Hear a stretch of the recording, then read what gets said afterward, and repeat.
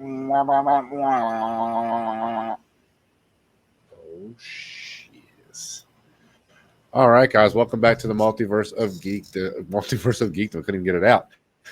This is Jedi Academy. I am Jedi Master Tuck. As always, I have Padawan Frito, Mr. Noah Dell. We have a special guest, John. John, man. Hey, how we doing? How's it going, guys? It's going How'd you great. end Thank up you for on the this invite. ragtag team? Basically, Don Dicker decided to go on ahead and invite me on the show because he promised me a Manscaped. So luckily, I ended up. But here's the thing: he ended up rejecting the Manscaped as soon as I came on. So, John, I just wanted. It's What? just a 3.0. But that's sorry, horse crap. sorry. Damn, you can't, Okay, you I'm can't out. even shell Bye. out the big numbers for him. What are they at, 5.0 now? But anyways, guys, thanks for the invite. It's a privilege to be on here with you guys. I love doing this, doing different things with you guys. It's an honor. Oh yes, Awesome. We have the Bad Batch new episodes, guys. There was 2 of them. The final 2. The final 2. We are going to talk about Star Wars Celebration a little bit. What we think might be announced. What they kind of hinted is going to be announced.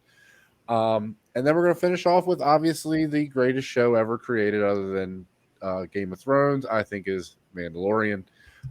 This show is just too damn good. It only gets better with Mandalorians as the focus. Guys, Mandalorians, that's the future of Star Wars. Fucking do it and get it over with. Anyway, guys, we will be right back. Please like and subscribe to the channel. We are still trying to get to 1,000 subscribers. But we'll be right back to talk some Star Wars.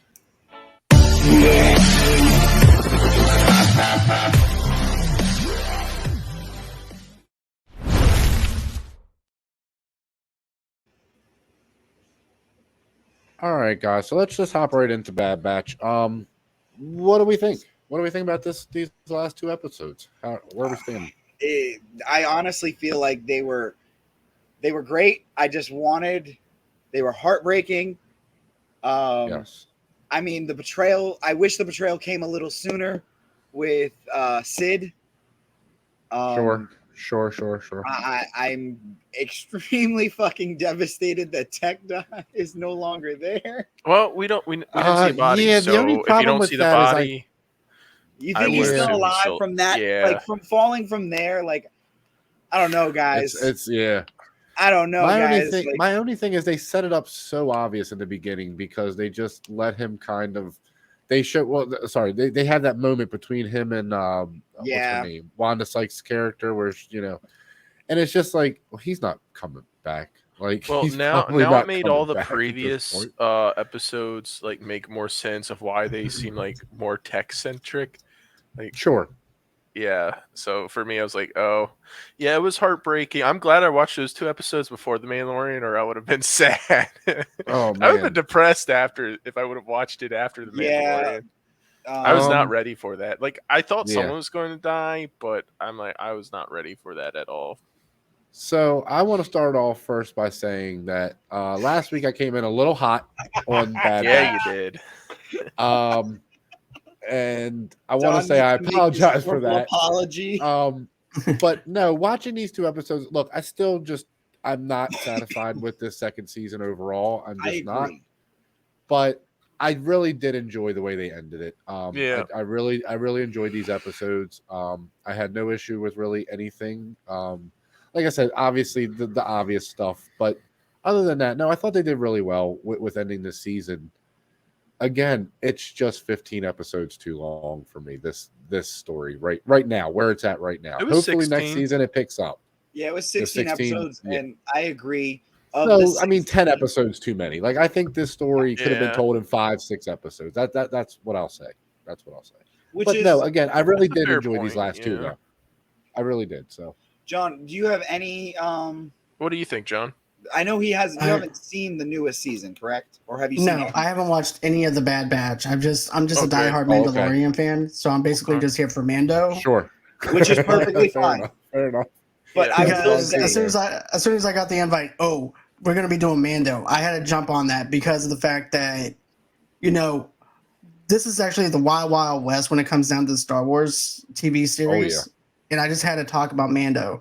Oh yeah. Because I ended up binging all the episodes just to be here. So you told me that.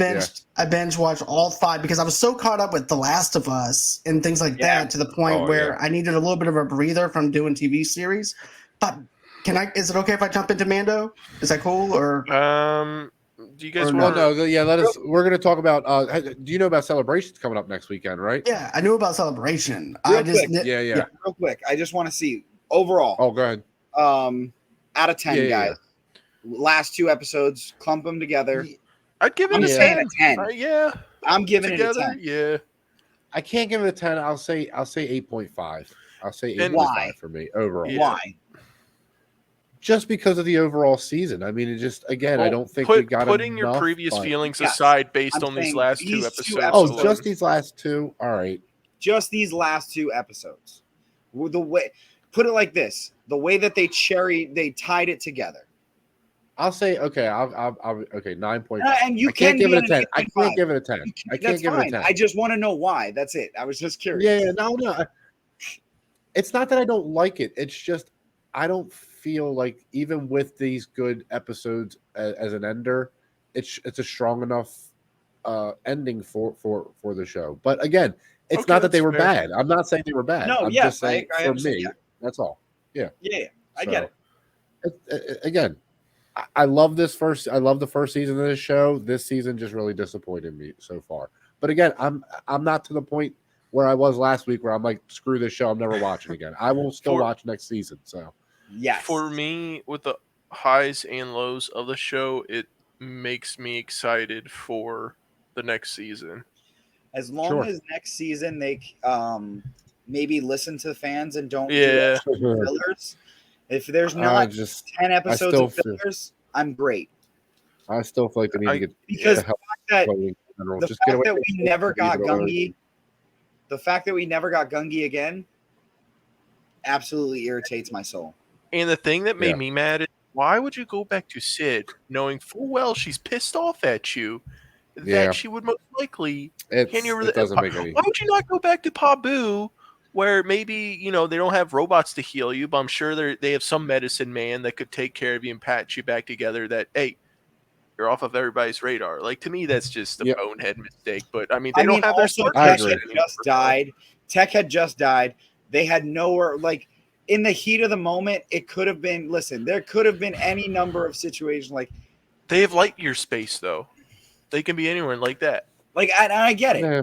I get it. It's true. It's true. Look, guys, it's Star Wars. It is, it's animated Star Wars. I don't know what you really on that part of it. I don't expect much. But I do think Dave Filoni is very good at telling stories, and he didn't do a great job this season. But moving past that, let's get to Star Wars Celebration, guys. Let's move on to what we think is coming. John, I'm actually interested. What do you think? So here's what I have heard so far. Apparently, Jeff Snyder said that they're announcing 3 movies at Celebration. What do you think about that? It's about time that we actually got some Star Wars stuff that's not TV related. Yes. And here's the thing I want from them. I want them to stop focusing off of stuff from the Skywalkers. Yes. And start doing original characters and start doing what Star Wars is. Because Star Wars is so much more than Layla and all the other OGs of the universe. And also, of course. And no offense to Rise of Skywalker and people who might like the character of Rey and stuff, but I want them to focus out of that and transition away from that because there's so much more. That's why I like the TV series, is because they expand the universe. They're not stuck on one planet. We're traveling to different planets. We're learning different cultures. We're learning different ways of how they do religions and things like that. And that's the things that I eat myself up with, is that.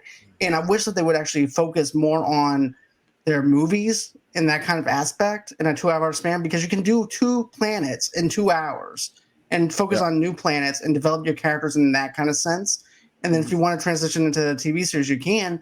But I think that this is what they need to do: transition away from the Skywalkers, do their own thing, and they need Star Wars back in the theaters, point blank. Yep.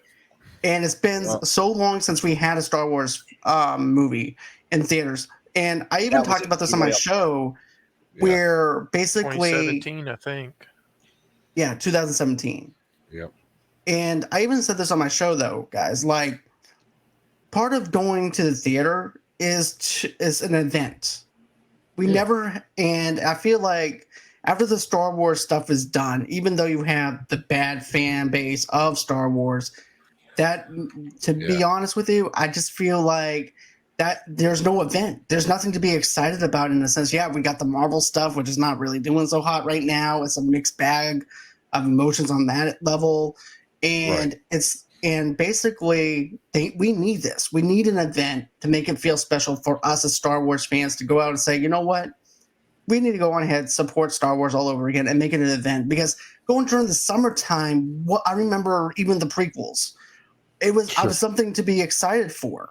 I think, like you said, the biggest thing is if they go with another Skywalker storyline, it's going to be very upsetting, and a lot of fans are going to be disheartened right out of the gate. At least personally, that's how I feel. I grew up with the original trilogy, obviously, John. I mean, all of us did, yeah. But I mean, it's time to get the hell away from it. Like, it really is. It's just time. I love these characters. I love this timeline. I don't, I want to learn as much as I can about this timeline, but please give me other stuff. Just give me more than just that. Most of the stories that we know are just regurgitated different variations of Skywalker. Oh, there's not one thing out in Star Wars that I know of that's not in the Skywalker timeline. Yeah. They've been milking this cash cow for so long, and like, I would love it, but I think they're setting what they're doing. The TV shows, they're setting them up for like the 3 big films, new films coming up centered around Mando, Grogu, Ahsoka, Bo-Katan. You name it. I would hope that's the direction they're going. But again, as a fan, I mean, we've read the comics, we've read some books, like Knights of the Old Republic. Like, you could do a standalone film, like just get people talking about Star Wars again. To me, does not seem like that part of the concept. That storyline you can't do that in a movie. That is either a series or a trilogy of movies. But you could do a single film, way too complicated. Like John said, like an introduction film, and kind of explore Malachor, explore the planet, explore the origins of the Sith, and then use your TV series to flesh that out, make it better, expand on it. Yeah, and then do a movie or whatever to. Yeah. Another thing I would like to... It's not that it wouldn't work. It would definitely work. Yeah. Another thing I would like to see is, okay, I love Jedis, but I want to see a story in the eyes of the Sith. Yeah. Well, the Acolyte show's coming out soon. The Acolyte's supposed to be that, yeah. Right. I remember that, but here's the thing with me. I'm a big, huge Darth Maul fan. I understand people's like, well, we already seen that in the comic. We've seen that in other stuff. I love Darth Maul.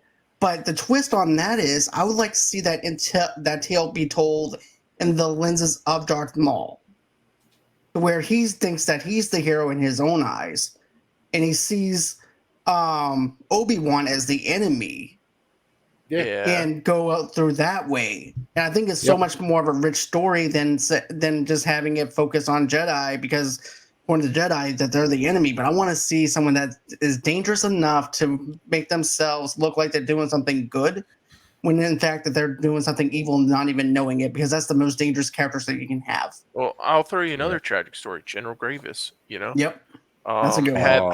Have the final scene of him like running out in the Geonosian, when they're attacking the Jedi. Have that be the final scene when he's going out there. Yeah. Like, I would love to see that. Like, they can, if they stick with this, I'd like to see. Get away from the overarching story and focus on particular, like, Mace Windu, what happened, General Grievous, Count Dooku, and then just do something new. But I mean, I guess we'll see. I think Grievous. If you're gonna do Grievous, John, have you ever seen Clone Wars? You watch Clone Wars, right? I watched some of the Clone Wars stuff and things like that. It's just been a long time. I mean, that I know what you're saying. That's essentially his story, but I would love to personally. Oh no! What I was gonna say. No. Oh yeah, no. I want a live action version. There's a storyline in there though where they're stuck in Grievous's castle. Yeah, I've seen that. Yep. I want that. I want like a straight up Michael Myers type horror movie with him stalking like 3 or 4 Jedi in his castle. Cool. Yeah. I mean, he's known as a Jedi killer. Why wouldn't you do something like that? Would be a crazy, like, offshoot movie they could do. Is like, yes, this is canon, but this is just a crazy thing we're doing. You know what I mean? Like, and the sad part is with Star Wars, they could do these different genre type movies within Star Wars. But I don't know how a Game of Thrones Mandalorian show hasn't been greenlit yet. Like, I don't. I feel like it's about to. Once the end of this season ends, I think they'll set it up where they're going to be back on Mandalore. Like we can talk about that because that ties in because we can go into the politics. This next episode, this next episode definitely sets that up so hard. Sure. I was wondering. I was going to ask you guys too. Like, did you feel like that this was like a Game of Thrones episode? Because that's what it felt like to me. That's what it almost feels like to me. It's like kind of like when you have Daenerys trying to go back to her home city and try to get her people involved into her own city where she was from. This is actually the same thing and the same concept in having those little small building blocks in this world. But I know that we're not talking about Mando yet, but that's what I got the concept of. It's definitely there. But so also Celebration, I'm super excited about. We're definitely, I would assume we're gonna get a Ahsoka trailer finally. Yeah. I would assume we're gonna get a matter of fact, what is it called? Skeleton Crew, at least footage or something. And honestly, Acolyte too. I'm assuming we're gonna get it. I mean, we might not see it, but they'll see it there. I think we have to get something. I mean, it's been wasn't it supposed to come out this year or something? It was supposed to come out this year when they announced it, but then they pushed it back. Yeah. So. I want more Sith stuff. Like I don't know. Oh, I do too. Absolutely. No, I'm with you, man, on that for sure.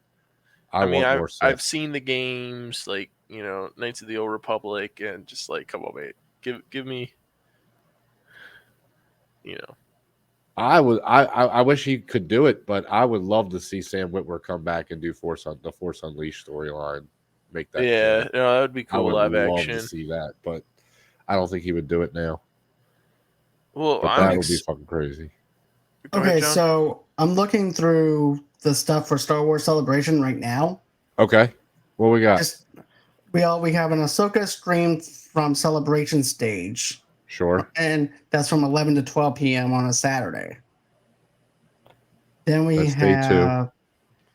Then on April 8th, we actually have an Ahsoka streaming to Twin Suns and Galaxy stages. And that's going to have John join the executive producers Dave Filoni, Jon Favreau, and special guests for a look at the upcoming Disney Plus series Ahsoka. Yeah, so there we go. So we'll definitely get footage. So good. That show is going to be so fucking good because Rosario Dawson's going to pour her heart and soul into that character. Yeah, she begged to play the character. Did she voice her in the no. Wars? No. Okay. That's what is her name?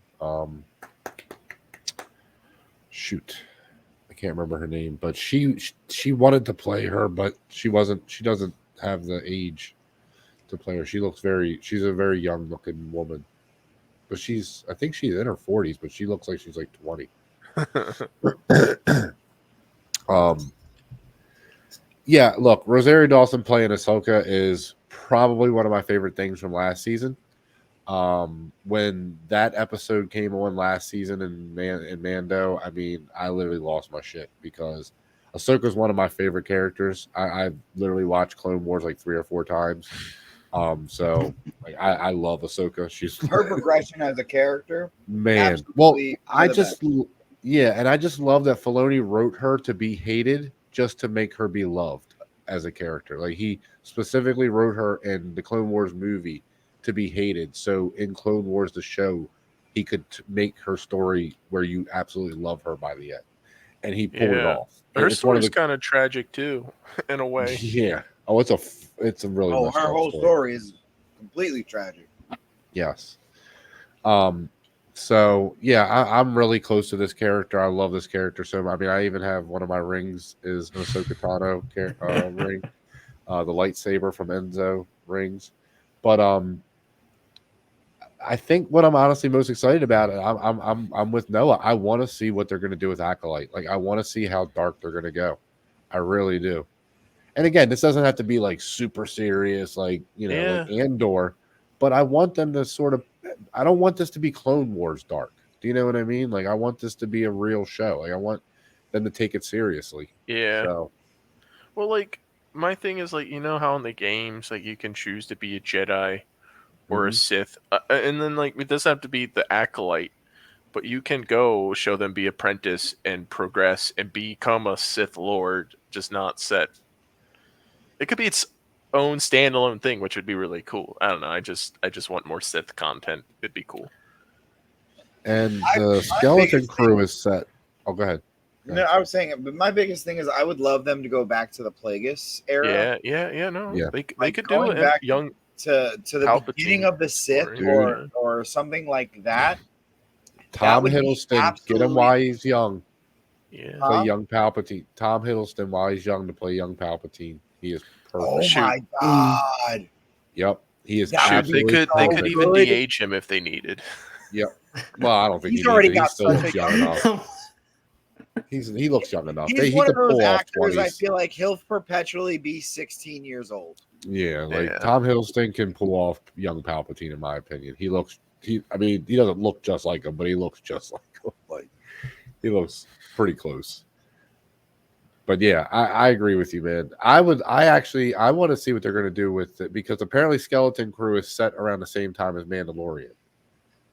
So I think that's going to be a crossover at some point too. I think we're going to see that. Like, that could be the stinger for the end of season 3 is Jude Law coming in at the end. Dude, I love Jude Law. Yeah, I do too. He's just fantastic. Yeah. So that could be a way to sort of show, like they did with Boba Fett at the end of season 2.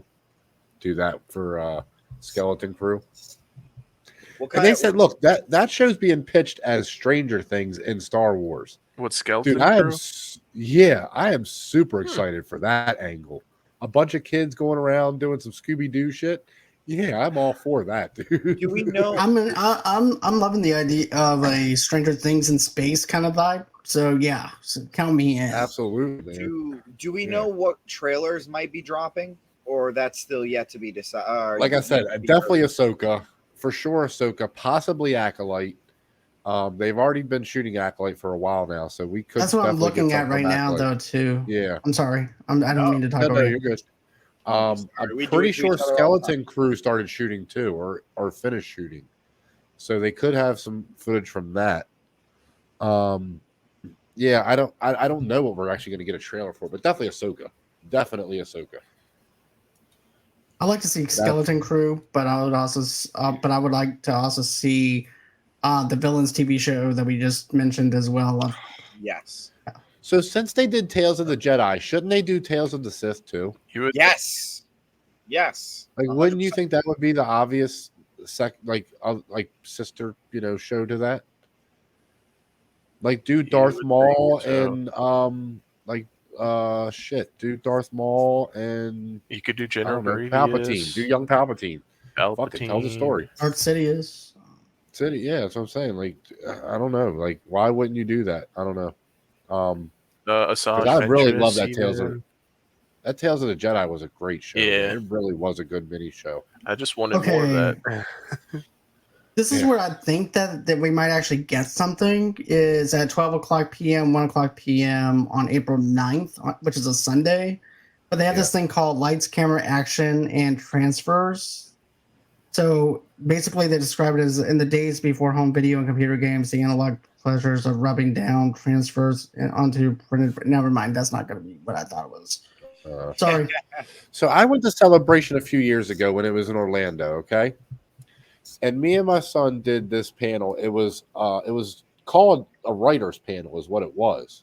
So I thought, maybe it would be like Claudia Gray, somebody like that, talking about, books and stuff. Dude, we got in there. Let me tell you, this panel was so freaking awesome. This dude, I don't remember his name. I don't remember who it was now. But this guy was talking about like how to write Star Wars, like the process they have to go through. Like, he's talking about how, like, if you bring Ahsoka in, you have to go get approval from Filoni. Like, you have to go to Filoni and be like, I want to use Ahsoka in this scene. what can I and can't I do? Like, you have to get approved. I just like that side of it. But he really cool dude, really fun and engaging, and had people asking questions and stuff. So that was a really fun panel. So that's the kind of stuff I wish they would show on the streaming, because they just show the main floor most of the time, and they don't really show these smaller panels sometimes, which I think are actually pretty fun. Like there was a Warwick Davis interviewed Lando. Come on, give me the original Lando. Calrissian? Yeah, the original Lando though. Shit, god damn it. Yeah, come on. Arnold Glover? No, the original. I can't say his name. Williams. Billy D. Williams. Thank you. That was a really great panel. That was a fun one. So I love the big panels, obviously. Don't get me wrong. Mando, Ahsoka, all that stuff we're going to get. But I'd like to see them sort of get that stuff out there more, because I think they could hit a bigger audience that way too. You know what I mean? Oh, yeah, for sure. Don and I are definitely praying that 2025 celebration is here again in Orlando. Dude, if it's in Orlando, I'm getting a VIP pass. We are going, and we are going to be going to all of those obscure panels. VIP pass for that, for sure. All right, guys. Well, yeah, let's move on. Let's finally get into this, because this is what we're here for, guys. This is what we've been here to talk about. This is what we've been waiting for. So, I mean, it's okay. Look, Shut the this fuck episode up. was okay. Shut the fuck up before I beat your ass tomorrow at work. Shut the fuck up. No, look, again, I love this season. This is Mandalorian, like just balls to the walls Mandalorians. I love it so much. It's my favorite thing about Star Wars. My favorite character's always been Boba Fett, so I've always loved that, just that mystery of them, and just the coolness of them. They're just so fucking cool. It doesn't matter. Yeah. So yeah, I mean, this episode top to bottom is one of the, and I love, oh god, they give us one of the greatest cameos ever, man, with Zeb from Rebels, man. Oh, I mean, God. just come on, man. Like, how can you not, if you can't watch this show and just geek out as a Star Wars fan, there's something seriously wrong with you. Like, I'm sorry, but there is. So, just to start it off, it's so good. That episode from start to finish, like you said, was absolutely amazing. Yeah, it had me hooked. I liked it from the moment they started, and I knew they were going to bring back the pirate, and I'm glad that they didn't have us wait any time at all. They brought that storyline to a point, and I think very well too. Like, they made it very they weaved it into the storyline and to also what the Mandalorians wanted, and it helped them get that space and that land and a semi home for the time being, which was amazing. Yes. And why was it just okay for you, Don? Why was it just okay? I was joking. No, this is a 10 okay. For me, dude. This episode is easily a 10. No, but I will be honest. As much as I love all the action and stuff in this episode, man, I think they did a 10 out of 10 on the action. My favorite scene in this whole episode is the Tar Vizsla, or the Paz Vizsla speech.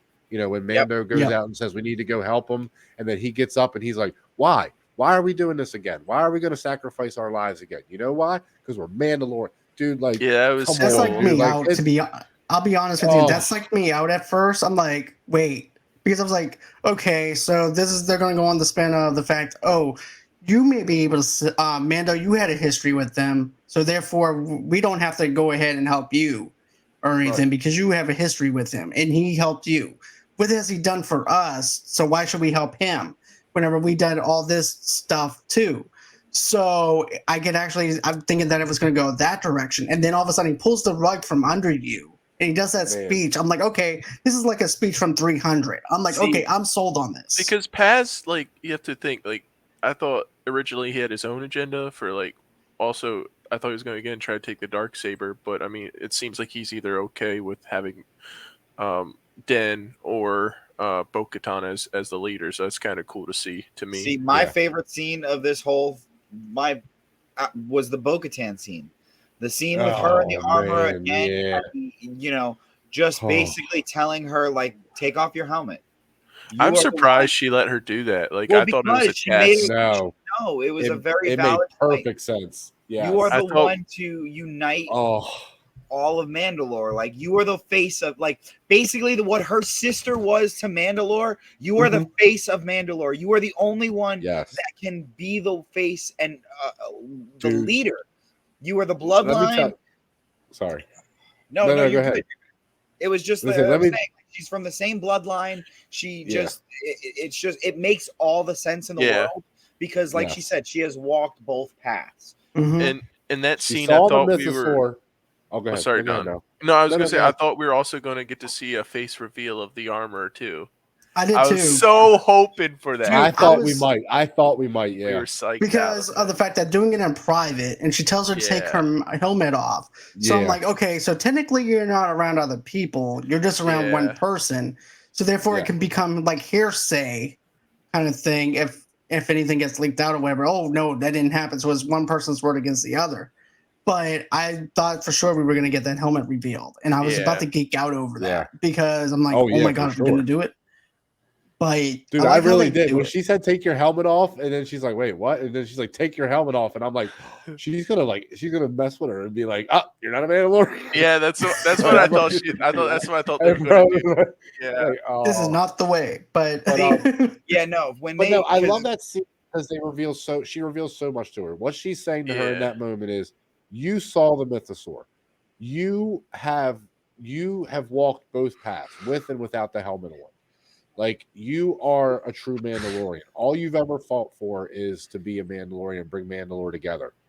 And in that moment, that's why she tells her to take the helmet off, because she's like, you don't need the helmet. Like, that's not you. You can walk both paths and still lead us. The thing that got me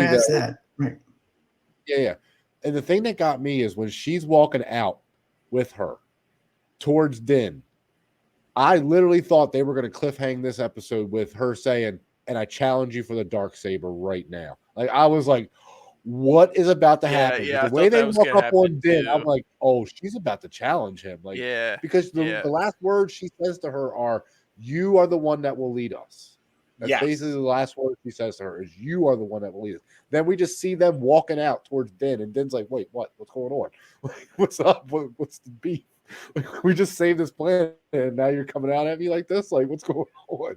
Right. And for her to just be like, no, she's going to find more people, I thought is smart, but they are not. He didn't do that for no reason. He did that because he's letting you know this is coming. like, that is coming, whether you want it for to sure.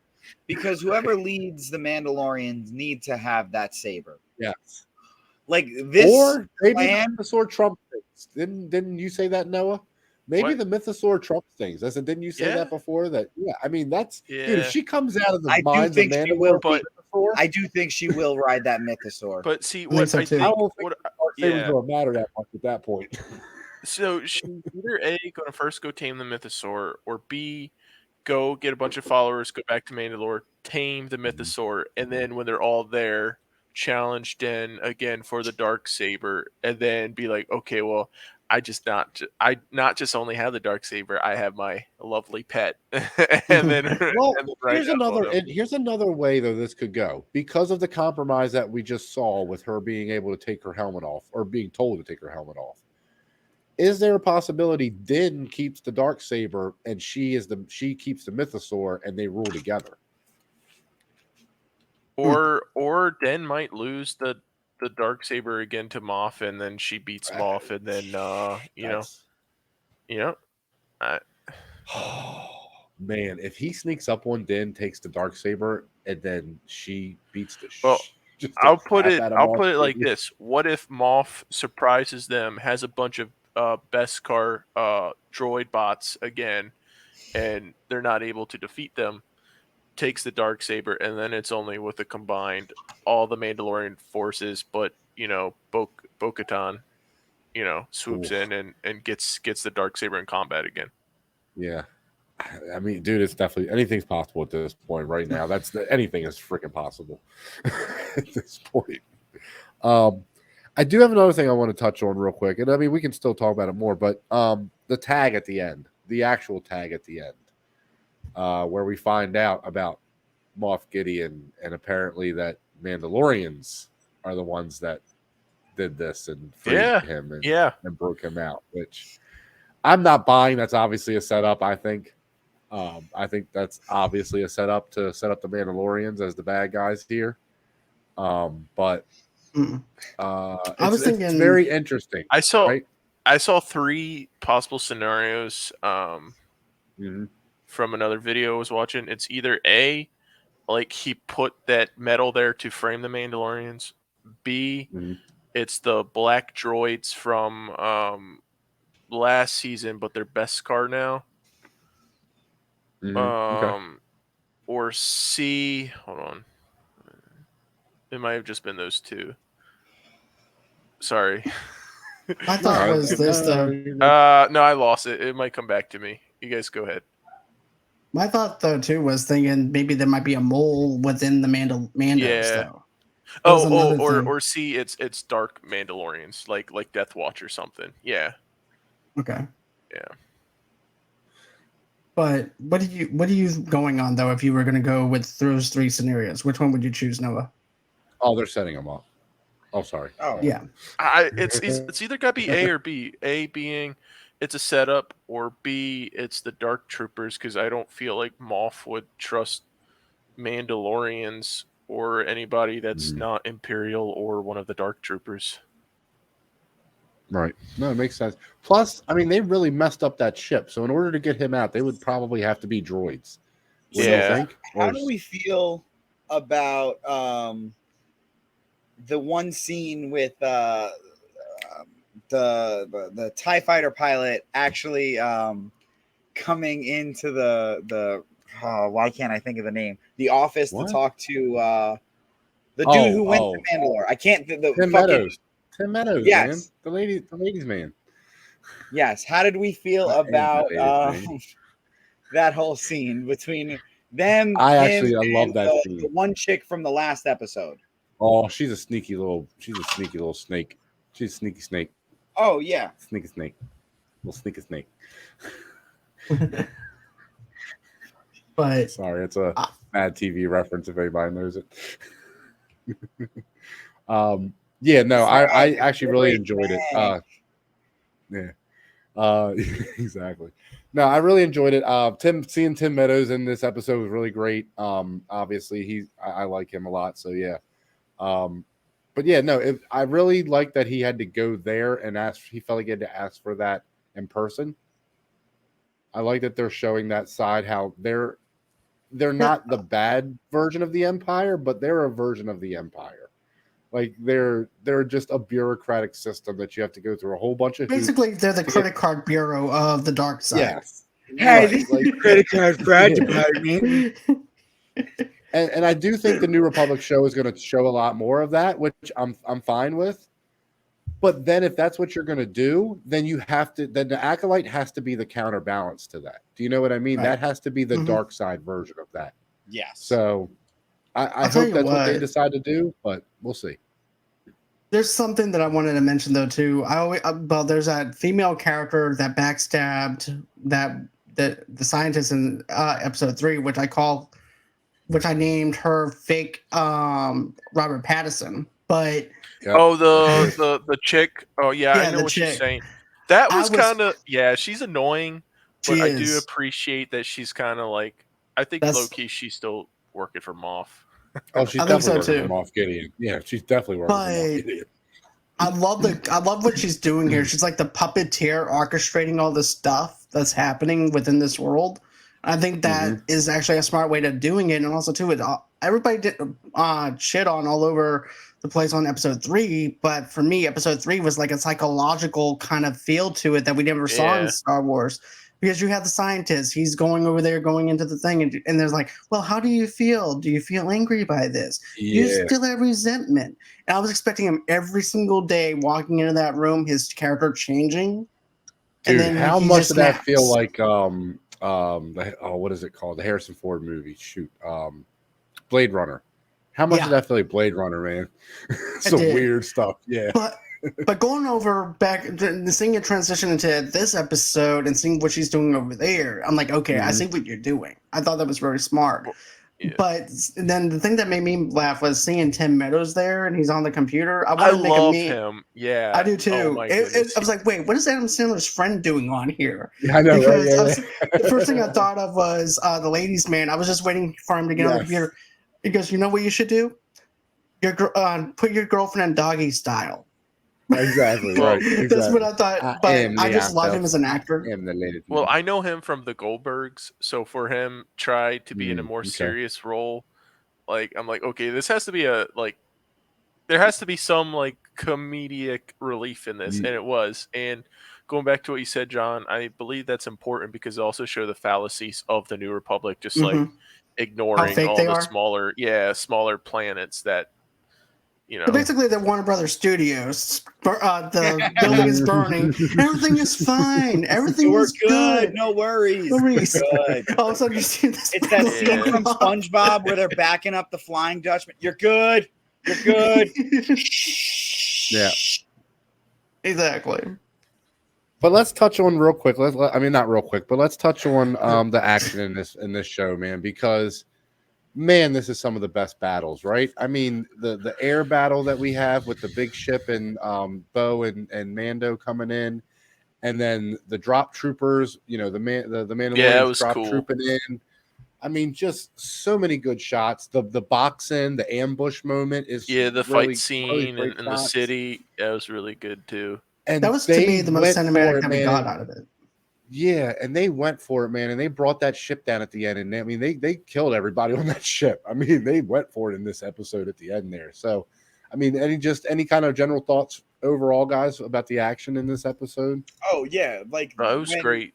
Paz Vizsla came down with that fucking machine gun and just like, come on now, you can't fucking go wrong with that. And then to have the scene with the armor sneaking up on those guys and just yeah, man, hit him with the mollywop, son. I was really hoping to see Den bust out his darksaber, but I mean, he could have used it, He's not. He will not use that again until I think either he feels comfortable or he desperately needs to. I know, but it would have been cool to not only see him use it because he needed it, but to whip up some controversy. I like seeing that power struggle. Yeah, but he was in the ship the whole time. I mean, he was in the little fight. How is he? He can't really do anything in that little fighter. So I don't know. I mean, it would have been cool to see him do it, but I don't think they really needed him to do that this episode. This was me was Favreau. No. This was Favreau and Filoni saying, Mandalorians are important, and they're going to be important going forward in Star Wars. So pay attention to them because there's going to be. My question is this though for you guys: is that fitting for that character to do something like that, or would that be out of character for him to do something like that? What's that? Where it's basically just showing the dark saber and be like, look what I have, and trying to show that power struggle kind of thing, just to show that he's kind of, because when that became counted as kind of cocky in a sense, to the point where you have that, I believe that he would actually hold on to it for the surprise attack on someone when they're not expecting it versus it just being out in the open with it. Because I think that he's just that kind of character where he would actually be using it as a surprise versus doing something like that. Well, I just thought he doesn't want it. He doesn't care. At the end of last season, he literally was like, "Take it. I don't want it. Yeah, you can have it, Bo." So when she challenges him, it's going to be interesting because I'm wondering how much of a fight he actually decides to put up. Din, I don't think he's putting up much of a fight. I think he just does it just for show, be like, oh, I lost, whatever. I can go back doing my own thing. But here's the thing. I don't think he can take Bo one-on-one either. Yeah. I don't believe he can. Bo is a true warrior. She's a true Mandalorian warrior. She's no joke. And not that Din is. But... No. I 100%. I don't think he could probably take her on in a fight. Maybe he can. No. But I also don't think he's going to even really attempt to. He'll put on a good show to make it look like he, but he knows where that saber belongs. He's seen it with his own. He's seen it with his own eyes. He's seen the way she's wielded that saber, and she knows what the fuck she's doing. Yep. No, again, I can't imagine him really trying, but I can't see him either. I can't also see him just giving in either. Like he has to fight if she challenges him. Like he has to fight her. But I don't. Oh yeah. I don't think that he throws the fight. But again, I don't think that he tries as hard as he would against somebody else to win. Do you know what I mean? Yeah. Like if there's a situation where he has her out of position and he could trip her and put her on the ground and finish her, he's not going to take the trip. He's going to try to finish the fight head up. You know what I mean? If it's on par for all the fight scenes we've seen Den in for this season, I mean, he's gotten his butt kicked in like everything he's been in, other than the fighter pilot scenes. So I mean, he's like 0-10 this season. Yeah. I mean, look, Den is a great bounty hunter. I don't think he's the greatest fighter, but he's definitely scrappy and definitely can pull some crap out of his ass to get out of some tough situations. So, but also been lucky a lot that he had Grogu around. So, yeah. Since we've known him at least. So, how good was he really before Grogu came around? We don't know. We'll never know. Maybe we'll he's been all right. I mean, he was completing bounties and stuff until he showed up. So, you know. Hey, look, and the Razor Crest was not a small ship. It's a pretty big ship. So it's not. He had money. Yeah. I mean, is there any other thoughts you guys have? Last thing that I have, just overall, I was really surprised that they actually brought that character back, the chick, from that scene. I didn't think that was going to happen.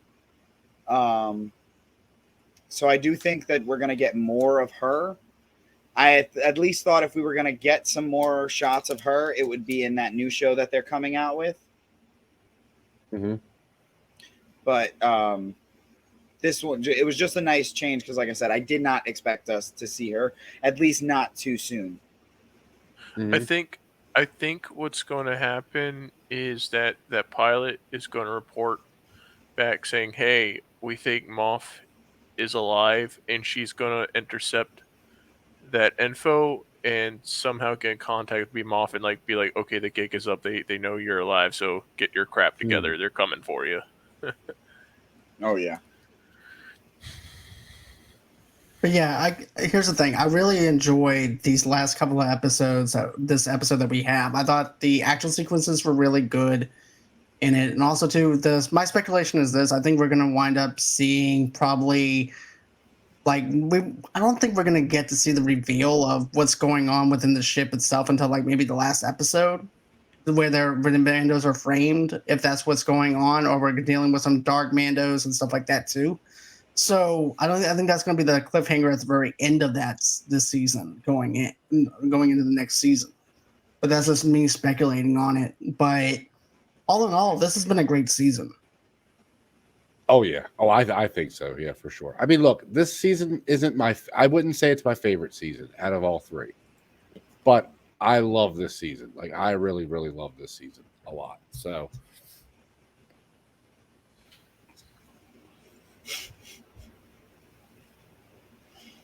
All And right, guys. All right. That was funny. I think that was just funny. That was funny. It caught me off guard. So guys, let us know what you think down below. Please let us know what you think in the comments. Please hit that like and subscribe button. We are trying to get to 1,000. Padawan, John, Noah, what do you guys got? Where can they find you at, guys? Please tell everybody where they can find you. You can find me here on Jedi Academy, Thursday on Gaming in the Multiverse, Sunday on our weekly wrap-up show, Geekdom Uncut, and anywhere else on Padawan Frito on Twitch, Twitter, and Instagram. Nice. All right. Noah, go ahead. You can find me here on the Jedi Academy and on our Sunday night weekly roundup. Absolutely. John? And you guys can find me on Movie Lovers Unite. As a matter of fact, I have a couple of trailer reactions that I have to edit and all that good stuff. But I'm also doing a live show with Vengeance Media. and he's out in the UK, and we're going to be talking about what got us into horror movies. So this is going to be like a little one-on-one interview, and also to try and get fans involved in the comment section as well. So it's kind of like them asking us what got us involved with horror movies, and also me asking Vengeance what got him into horror movies and stuff like that. So we're doing a little bit of that. And then Friday night, I don't think I have anything planned for Friday, but I have a lot of stuff opening up for April though that I'm going to be moving into, so I can't wait to do that. Of course, Jason's going to be on Rossi's show coming up pretty soon for best and worst first-person shooter games. So stay tuned for that. And that's it. That's everything that's going on over me. Awesome.